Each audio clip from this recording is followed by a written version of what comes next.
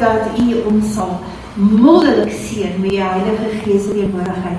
Dat ons sal weet dat vandag is ons hier omdat U bemoeienis met ons wil maak. Ons bid dit in die naam van Jesus en ons loof U daarvoor. Amen. Amen. Nou ja, ons is besig te gesels oor Moses en ons is nou al lank besig, so elke keer gesels ons so 'n bietjie verder oor Moses. En vandag gaan ons begin om 'n bietjie te gesels oor die 10 plaae. Maar daar is so baie om te sê oor die 10 plaae, dat ons nou net na die eerste plaag gaan kyk vandag. En ek weet, jy weet almal wat was die eerste plaag? Dit was water in bloed verander. Onthou julle dit? En as ons gaan kyk na die teks, dan gaan ek lees uit Exodus 12, en dit is nie daar staan voor julle nie, maar Exodus 12 vers 12 wat sê, ek sal die gode van Egipte oordeel en hulle straf, van ek is die Here. God sê, ek sal die afgode straf. En as ons gaan kyk na die nuwe vertaling, dan staan daar, met al die Egiptiese gode sal ek afreken. En jy sal nou sien, soos wat ons deur hierdie 10 plaag gaan, dat elke een van hierdie plaag het 'n verwysing na een of meer van die afgode wat die Egiptenare aanbid het. God wil hê dat hulle moet besef dat hy is die enigste ware God. Hulle kan maar afgode aanbid, maar hy is die enigste ware God. En jy weet dat die Nylrivier deur Egipte loop, en as jy gaan kyk, sê jy sien hoe daai donker lyn, dit is waar die Nylrivier loop. Hy begin daar bo by Egipte en dan hier, of eintlik gaan hy onder en hy loop boontoe. Dit is nog 'n vreemde gedagte, ek altyd loop af, maar loop op. En as jy gaan kyk in die Nyl, dan sê jy sien, dit is die prentjie lyk, dit is hoe breed die rivier is op die meeste plekke waar hy dan nou loop. En jy sal sien dat hierdie rivier is ongeveer 6.650 km lang. Nou as jy nou vir oomblik dink, hoe ver is dit nou Kaap toe, en dan besef hoe ver is 6.650 km. Dis hoe lank hierdie rivier loop. En in Egipte, jy weet Egipte is hoofsaaklik woestyn. Maar die mense het ons altyd langs die Nyl gebly, en die rede hoekom hulle daar gebly het, is omdat binne 'n jaar was daar 'n gebeurtenis, en hierdie gebeurtenis is dat die walle van die Nylrivier het oorstroom. En as hy oorstroom, dan het hy 'n swart slukgrond agtergelaat. En daardie slukgrond, daardie swart grond was geweldig vrugbaar. So die ouens kon dan in die vrugbare grond, hulle landerye maak en hulle goed plant. En ja, so jaarliks, jaarliks van Junie tot September, dan oorstroom hierdie Nyl se walle, en hierdie swart grond is baie belangrik. Hulle het ook in hierdie swart grond, die hulle genoem Kemet, wat beteken die swart land of the black land. Want as hierdie rivier se walle nou teruggetrek het, die water teruggetrek het, dan het die swart agtergebly rondom die Nylrivier, en dis dan nou waar hulle landerye gemaak het. Soos julle kan sien daar is mense besig hier, besig om te werk, hulle verwoes, hulle maak landerye, hulle plant hulle goed daar, van dit is waar die vrugbaarheid is as jy nou terugtrek. Nou as jy dan gaan kyk, sê julle sien dat hierdie Nylrivier baie interessant, so jy wat ons 'n bietjie dieper wil gaan studeer, het 12 takke aan die bopunt. Hy maak 12 vertakkings aan die bokant in die Nylrivier. En ja, dit nou maar daar gelaat, maar dit is basies hoe die rivier lyk, en dit is dan waar hy is. Nou hierdie Nyl was dan nou verantwoordelik, as gevolg van hierdie Nyl was daar lewe in hierdie woestyn. En al hulle kos en al hulle goed het van hierdie Nyl afgekom. So dit is nie vreemd dat hulle in hulle primitiewe jare in die antieke tye hierdie Nyl aanbid het as 'n god nie. Maar nou wil ek vir julle sê, tegnies gesproke, het hulle nie regtig die Nyl aanbid nie. Hulle het aanbid wat binne in die Nyl was en wat uit die Nyl uitgekom het. En ek gaan vir julle verduidelik. So die Nyl speel 'n baie belangrike rol in die afgodediens van die Egiptenare. En as ons dan nou kyk, sal julle sien dat deur die geskiedenis het mense alles aanbid wat vir hulle lewe gegee het. So hulle sou die son aanbid, hulle sou die maan aanbid, hulle sou die Nyl of wat ook al in die Nyl is, aanbid die water wat daar uitgekom het. Hulle het allerlei goed aanbid wat hulle geglo het wat lewe gee. En net soos ek en jy vandag 'n God aanbid wat lewe gee. En dit is die bron van lewe is. Hier Egiptenare was geen uitsondering nie.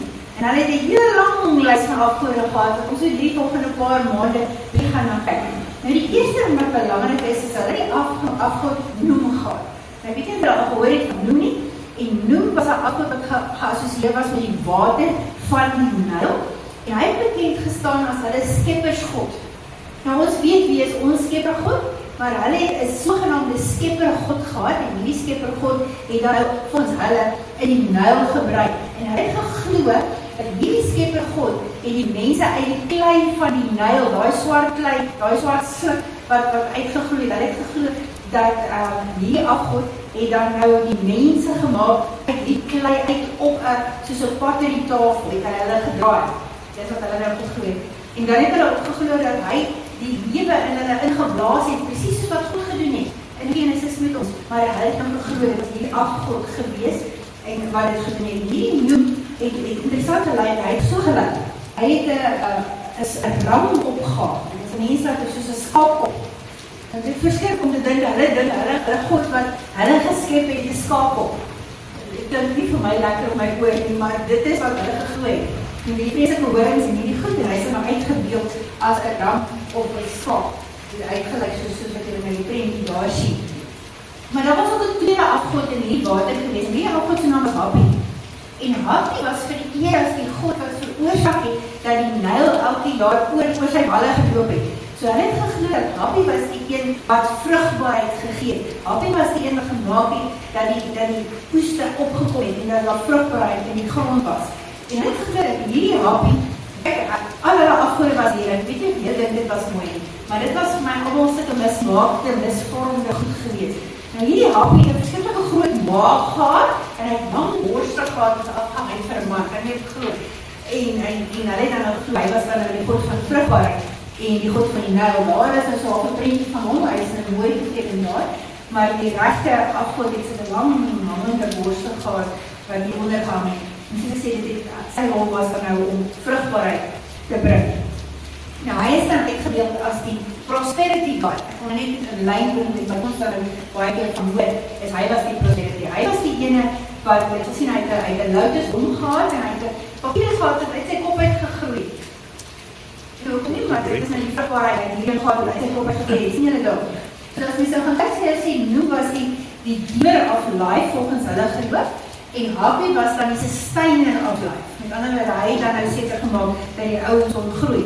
En dan het ek daar afgod gehad, en ek wil net baie oor hulle uitkyk, en dit was Osiris, en jy sal sien dat Isis, jy het al gehoor van Isis was geperk met Osiris, en bestaan met Osiris oorlog verloor, en het om 'n stuk opgekap, apparently, volgens hulle Elite, en toe in die Nylrivier ingegooi, en eenmaal die jaar sy Isis dan nou een traantjie gehuil het, om nou te sê sy verlang met hierdie man van haar, en dan sou die traan gemaak het dat die Nyl geoorstoom het. So dit was nou wat hulle geglo het. So dit was die 3 belangrikes, daar was ook nog 'n 4de ene, wat ek vinnig nou wil kyk, en dit was nou die Bito, en ek het al gepraat oor Bito, dit was die slang wat hier op die kop was van hierdie farao. Nou die belangrike ding waaroor ek vandag wil praat, is die Egiptenare en die bloed. Julle weet hierdie rivier of hierdie Nyl het sy water het in bloed verander. Nou die swart land, wat het julle vir gesê, as die Nyl oorloop, dan het dit swart geword buite die Nyl wat nou vrugbaar was. Nou hierdie swart land het hulle geassosieer met lewe.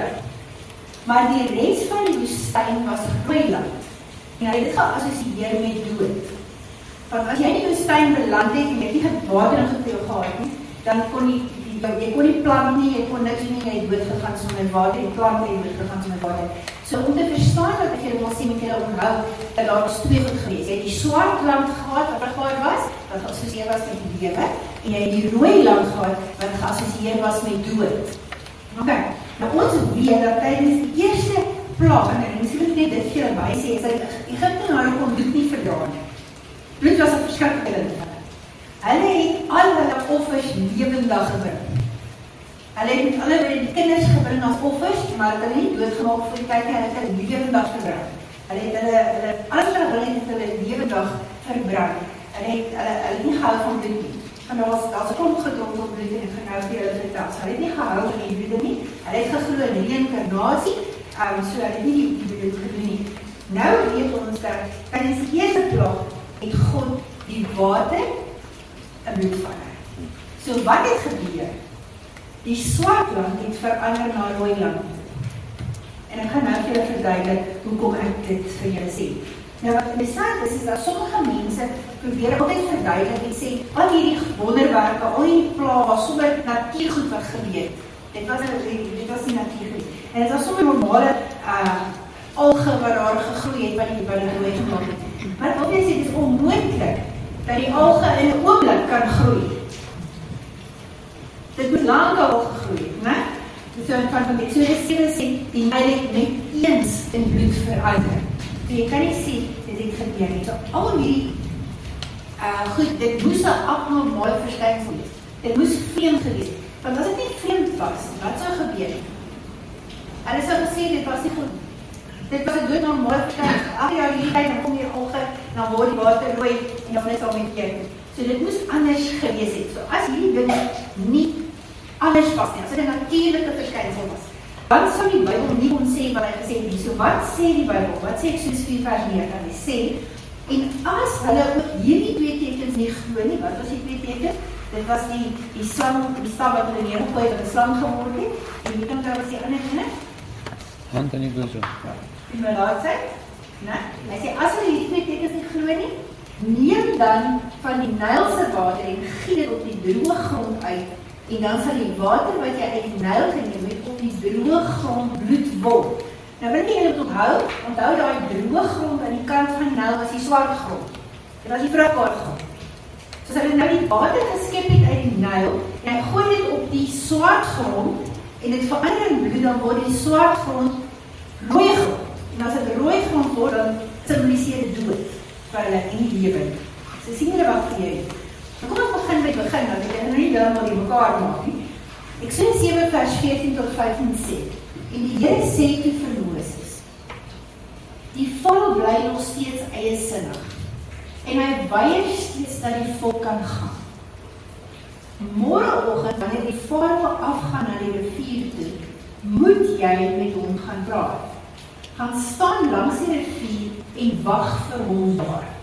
So God gee vir Moses 'n opdrag. Hy sê môreoggend gaan staan daar langs die rivier, die Farao gaan so toe kom, gaan staan daar en gaan wag daar vir hom. En dan weer nie, wil jy so toe gaan, of is jy lus om so toe te gaan, of dink jy dis goed dat ons met die Farao praat nie? God sê nee. Maar teken jy is môreoggend langs die rivier en wag vir hom daar. Nou, so moet jy nou met Moses geweet dat Farao daar gaan wees. Ja, God sê vir hom. God sê vir hom, Farao gaan môreoggend daar wees. So Moses hoef nie te twyfel nie, né? Hy sê, gaan môre vroeg na die Farao toe en kyk, hy sal uitgaan na die water toe. God sê, dit sal so wees en by die het hulle gebeur dat Farao het elke oggend na Nyl toe gegaan, wat te doen? Om hierdie afgode te gaan aanbid, wat dan nou met die Nyl geassosieer was. Nou, soos in Eksodus 7:15 lees, dan staan daar, van die herderstok wat in 'n slang verander het saam met jou. So God sê, daai selfe herderstok wat 'n slang verander het, dis daai staf wat jy saam met jou vat. Maar wat was daai staf? As jy nou kyk in Eksodus 4:20, dan staan daar, Moses neem toe sy vrou en sy seuns en later op die esel ry terug na Egipte land. En Moses het ook wat in sy hand geneem? Die staf van God. So die hele tyd loop Moses met die staf van God in sy hand. En dis het heeltemal 'n preek op sy eie waarna ons middag looplik sal kyk. Maar hierdie staf wat hy vat, is 'n staf wat God in sy hand geplaas het. Dit is die staf van God. Kom ons lees verder. Hy sê, môreoggend, wanneer die Farao afgaan na die rivier toe, moet jy met hom gaan praat. En staan langs die rivier en wag vir hom daar. En julle dink, hier kom Farao af, hy sien hoe haar laaste Moses en Aaron nog weer in die rivier. Wat wil hulle nou weer hê? Hy sê, van die herderstok wat ek in die slang verander het, saam met jou, en sê dan vir hom, die Here, die God van die Hebreërs, het my na julle toe gestuur om vir jou te sê, laat my volk gaan om my in die woestyn te aanbid. Tot nou toe het jy geweier om my te luister. Daarom stuur die Here nou vir jou 'n boodskap waaraan jy kan weet wie ek die Here is. So God sê vir Moses, sê vir die Farao as hy kom, ek stuur die boodskap vir hom. Jy sê boodskap vir Moses, sê vir hom, God praat nou direk met jou en hierdie boodskap gaan bevestig dat die boodskap wat jy bring van my afkom wat God is. Sien julle dit? So dis nie kom en sê dit direk. So wat gebeur? Moses verduidelik vir Farao wat gaan gebeur. As ons verder lees, dan sien ons, Moses verduidelik vir Farao. Hy sê vir hom, ek gaan met hierdie stok, Moses sê vir hom, ek gaan met hierdie stok, hierdie staf van God, gaan ek die water slaan. En dit gaan alles in bloed verander. En die vis in die rivier gaan vrek en dit gaan begin slakryk. En die Egiptenaar sal nie die water van die Nyl of nie kan drink nie. Wat sien julle die wonderwerk nie? Moses sê, ek gaan slaan met hierdie staf op die water. En die oomblik wat ek hierdie staf slaan, gaan die hele Nylse rivier se water in bloed verander. En dieselfde oomblik gaan die visse vrek. En dieselfde oomblik gaan die visse begin stink. Nou, hoe lang vat vir 'n vis om te begin slagryk? Daarom te onmiddellik nie. Maar in hierdie gedeelte sê God, die visse gaan sommer dadelik begin stink. En niemand gaan van hierdie water kan drink nie. Ons lees verder en nadat Moses toe nou aan Farao dit verduidelik het en Moses gesien het dat Farao nie van plan enigiets te doen wat hy sê nie, toe wat gebeur? Toe doen Moses presies soos God gesê het. Wat sê so 27? Hy sê Moses en Aaron het toe presies net so gemaak soos die Here vir hulle gesê het. En terwyl die volk al sy amptenare staan en kyk, het Moses die stok gevat en op die water van die rivier geslaan en al die water in die rivier het toe in bloed verander. Ouens, kan jy dink? Al die water in daai Nyl rivier verander nou oomblikse tyd in bloed. Nie net daai kolletjie waar hy geslaan het. Die Bybel sê al die water in die Nyl. Ons kan dit nie verander nie, dis wat die woord sê. En dit is baie interessant dat hy moet slaan. Hoekom moes hy met die staf slaan? Want slaan beteken straf of judgment of oordeel. So hier kom hy en die eerste wonderwerk, die eerste plaag wat gebeur, sê God vir Farao, ek bring oordeel oor jou. Ek slaan die afgode van jou. Ek gaan hulle slaan met my krag. En God se staf wat in Moses se hand is, slaan hierdie water. En wat gebeur? Dit wat ons lewe voortbring, bring nou dood voort. Sien jy dit? Dit wat lewe moes voortbring, bring nou dood voort. Nou presies dit wat Moses gesê gebeur. Ons lees in vers 21, en die visse wat in die Nyl was die dood gegaan en die Nyl het gestink, so dat die Egiptenaar die water wat uit die Nyl uitkom, nie kom drink nie. En daar was bloed in die hele Egipteland. Daar was bloed in die hele Egipteland. Weet julle ouens, jy moet onthou dat rooi was die kleur van die afgod van chaos in Egipte. En sy naam was Apep. Apep was die afgod van chaos. Hy het moeilikheid, evil gebring. En dit is amper soos by ons die duiwel was Apep gewees. En hierdie priesters van die afgode tempels het op 'n gereelde basis het hulle rituele gehad waar hulle dan nou mannetjies wat in rooi gemaak was en kruike wat in rooi was, stukkend geslaan het. Dit sê hulle het beheer oor hulle. Anders die hele sondervol was die hele liedjie gesing van die duiwel trap hom dood of iets van die aard. Dat wat net 'n verkeerde liedjie was af met hy Simbamba. Daar was so maar my dood gooi hom in die sloot. Simbamba. Nee, dit is Simbamba. Nee, daar was 'n liedjie. Ja, daar was 'n liedjie met hulle vir die kinders, dan sal die duiwel doodgetrap het. Dis nie 'n Bybel sê nie, maar die kinders sing. Maar hulle het ook so iets gedoen. Hulle het die kruike gevat en dan 'n rituele rooi kruik en dan het hulle dit stikkend geslaan en hulle beeldjies gemaak met hulle, dan slaat hulle dit stikkend. Dan sê hulle, hy het nou beheer oor hierdie rooi afgod. So rooi was baie sleg vir die Egiptenaars. Hulle het niks daarvan gehou nie. Dit was vir hulle 'n simboliek van moeilikheid, van evil, van alles wat verkeerd was. En hulle het dan nou hierdie rituele doen, dan het, as hulle nou hierdie rooi gewen het, dan het hulle nou, as hulle gepurify met al die feeste goed. Nou in dese tyd was daar 2 priesters gewees van hierdie bose tempel. Dit was nou Jannes en Jambres, ek weet nie van hulle al gehoor het nie. Dit was die towenaars van Vader. En die 2 towenaars staan toe nou daar. Jy moet ook die volgorde van hierdie ding sien. Eers gaan Moses, hy slaan op die water, die hele Nylse water verander in bloed. Nou gaan Farao en hy draai na die 2 towenaars toe.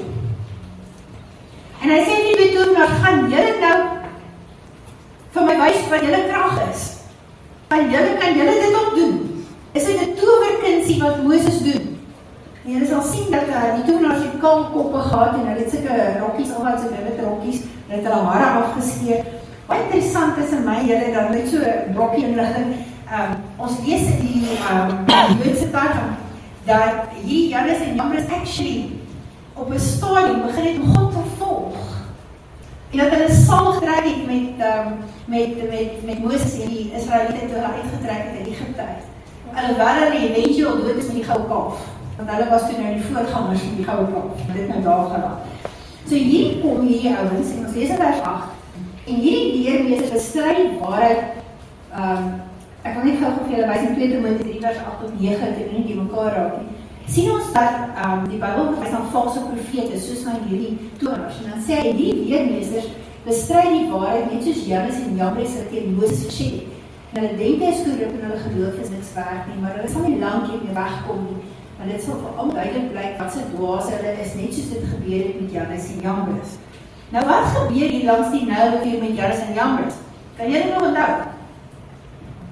Kon hulle nou die water terug verander in water of wat? Wie kan onthou wat kon hulle doen? Ons lees op Eksodus 7. Hy sê, maar die towenaars van Egipte het 'n kunsies gebruik en hulle kon ook water in bloed verander. Dit het gemaak dat Farao steeds nie na hulle geluister het nie, en dit was soos die Here gesê dit sou gebeur. Nou sien julle wat doen hierdie towenaars? Hulle maak net nog meer bloed. Plaas maak hulle nou minder bloed, maar hulle maak nou meer bloed. En net daarna lees ons, as ons aangaan, ek wil lees hier op die kyk en dan is die Jambres, dan lees ons dat Aaron steek om sy staf uit en dan nog al die water in Egipte dan nou bloed. Nou hierdie Jannes en Jambres, hulle kon nie negatief doen, want hulle kon nie water in bloed verander, hulle kon nie terug verander nie, en hulle kon net 'n klein bietjie doen. So ek onthou in daai jare was daar, in die woestyn was het almal waarskynlik bekers water gehad. En ek sal nou dink, hulle het waarskynlik 'n bietjie van die water gevat dat Farao daar in 'n beker gehad het en hulle kon dit toe nou verander in bloed. Maar dit het nie die situasie gehelp nie. Want daar was toe nou skielik meer bloed gewees. Nou soms is ons ook soos Jannes en Jambres in 'n sekere sin. Ons gryp die alternatief aan wat die Bybel vir ons gee. Ons is heeltemal gemaklik met die klein hoeveelhede en negatiewe dinge en ons soek nie positiewe goed nie. En Farao reik uit na hierdie towenaars wat die situasie nie erger maak.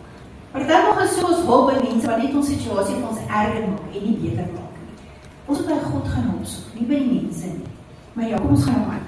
Nou sê jy, soms wonder ons waar die towenaars van water vandaan gekry het. Ek het nou vir julle gesê, dit is waarskynlik 'n bietjie water wat hulle daar gehad het, want dit is eers later wat ons sien na die kanale, die riviere, die moerasse, die damme en alles het verander in bloed. Kan jy dit dink?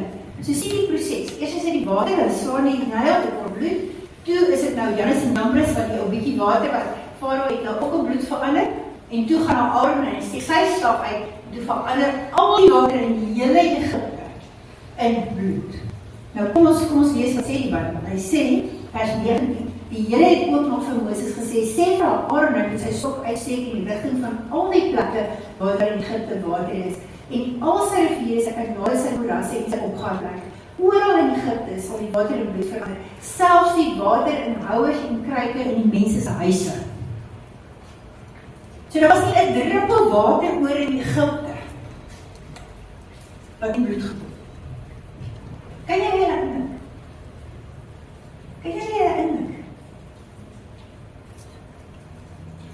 As hier nou ons president was wat nie wou luister en God het nou al die water in bloed verander,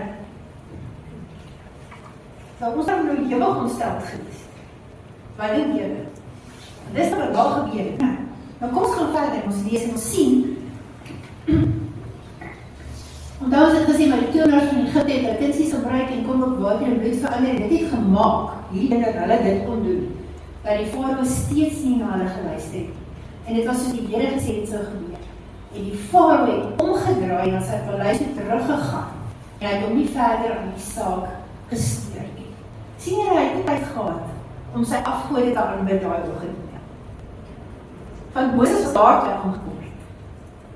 En hy dadelik het die water dan nou in bloed verander. Nou, as ons verder lees, dan sal sien, daar staan en al die water in die rivier het in bloed verander, en die vis in die rivier het gevrek, en die water het so sleg begin ruik, dat die Egiptenaars het nie kon drink. Deur die hele Egipte was daar net bloed. En dan sê die Bybel vir ons, hierdie toestand het vir 7 volle dae aangehou. 7 volle dae. Dan kan jy net vir my sê, hoekom moes dit nou 7 volle dae gewees het? Ek kan nie sê. Hoekom moes dit 7 dae wees? God se getal. Onthou die afgod wat aangeval word, die afgod wat God oorwin nie, is hulle skeppersgod. En onthou die skepping het oorspronklik was 6 dae met die 7de dag wat God gerus het. So is daai hele skepping wat hy voor hulle laat afsluit. En as jy dan kyk, sal jy sien dat, onthou God het gesê, met al die Egiptiese gode sal ek afweer. En onthou die Egiptenaar het geglo en lewe kom uit die rivier uit. Nou skielik kom daar dood uit die rivier uit. En dis om dit 7 dae het verwys na die skepingsstorie. Nou onthou ek het julle sê Egiptenare, vir hulle symboliseer bloed dood, maar vir my en jou symboliseer bloed lewe. Julle met my saam. Die Egiptenare is bloed dood, maar vir my en jou symboliseer bloed lewe. En hier in hierdie gedeelte vind ons reeds die verwysing. As die eerste plaag wys dat alles begin by die bloed van Jesus. Dis waar alles begin. Dis om die eerste plaag die bloed is. Weet jy, ouens, dit is so wonderlik ons lees dat die Egiptenare het pitte langs die kanaal, langs die Nyl begin grawe. Hy sê die Egiptenaars het toe pitte al langs die rivier begin grawe vir drink water. Hulle kon nie die water uit die rivier drink nie. Wat doen hulle nou? Hy soek 'n alternatiewe bron van lewe. Die water wat met lewe voortbring, bring nie meer lewe voor nie, dit bring nou dood voor.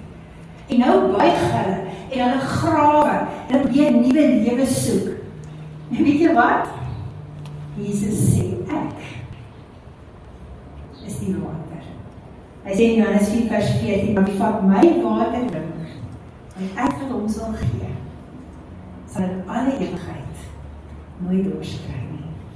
Nee, die water wat ek vir hom sal gee, sal vir hom 'n fontein wees wat net fontein wees met water wat opborrel en vir hom die ewige lewe gee. Al die Egiptenare buig voor die bloed, terwyl hulle soek na water wat lewe gee. En hulle het dalk nie baie van die verstaan wat hulle gedoen het nie. Maar ons besef vandag dat as ek buig voor die bloed, is daar vir my lewe. Want daar is water wat opbring. Die Nyl was aanbid as die gewer van die lewe. Maar die bloed wat uit die Nyl uitgekom het die visse doodgemaak. Die bloed wat uit die Nyl uitgekom het nie lewe gegee nie, het dood gegee. Nou moet hulle knie buig voor die ware God en 'n poging om die ware water te kry wat lewe kan gee. Sien julle die simboliek wat al reeds in dieding lê? Die afgod van Farao en die Egiptenaar, die sogenaamde gewer van die lewe, bring net dood voor die stikkende visse. Maar Jesus, hy sê vir die Samaritaanse vrou, wie van hierdie water drink, gaan nooit weer los word nie. Hierdie water wat ek vir jou kan gee, bring nie dood voor nie. Hierdie water wat ek vir jou kan gee, en die stikkende visse in. Daar is nie geen land tussen daai water nie. Ek gee vir skoon, helder water wat lewe gee. Is dit nie pragtig nie? En dan kom Farao, weet jy, as jy lees in Eksodus 5 vers 2, dan sê Farao, wie is die Here nogal, dat ek na hom sal luister? En vandag kan ons met vrymoedigheid antwoord en sê, ons weet wie is hierdie Here.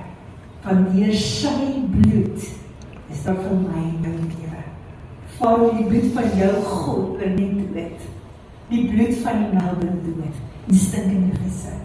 Maar die bloed van my Jesus bring lewe. Is nie fenomenaal nie, mense. Farao draai om en ek gaan huis toe. As jy gaan lees in Eksodus 7 wat sê, he did not take even this to heart.